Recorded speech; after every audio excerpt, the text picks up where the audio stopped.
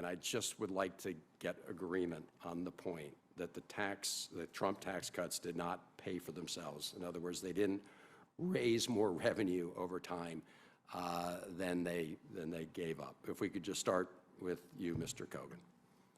Yes, Senator, you are correct. Federal revenues are lower than they would have been if not for the Trump tax cuts. The Trump tax cuts did not pay for themselves. I provide documentation in my statement. I agree they did not pay for themselves and they did not trickle down to employee earnings. I prefer to think of the tax cuts as a one-time cost. I don't think they're an ongoing contributor to the deficit.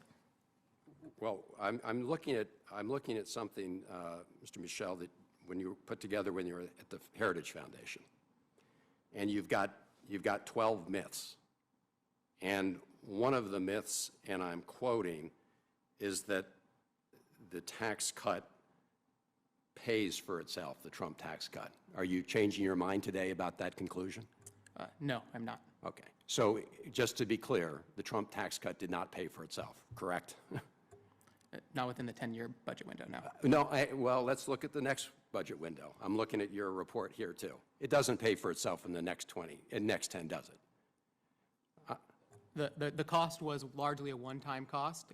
The economy was projected to grow over I'm time. just looking at your own report here, right? It didn't pay for itself in the second. I'm agreeing with you. Okay, thank you. And Mr. Hodge, did the Trump tax cuts pay for themselves? The Tax Foundation modeled every iteration of what became the Tax Cuts and Jobs Act from the beginning to the end, and at no time did our model ever predict that it would pay for itself. And our model is perhaps the most sophisticated model in Washington, and it does not estimate that virtually any tax cut will pay for itself. And that's a kind of a myth that's been created.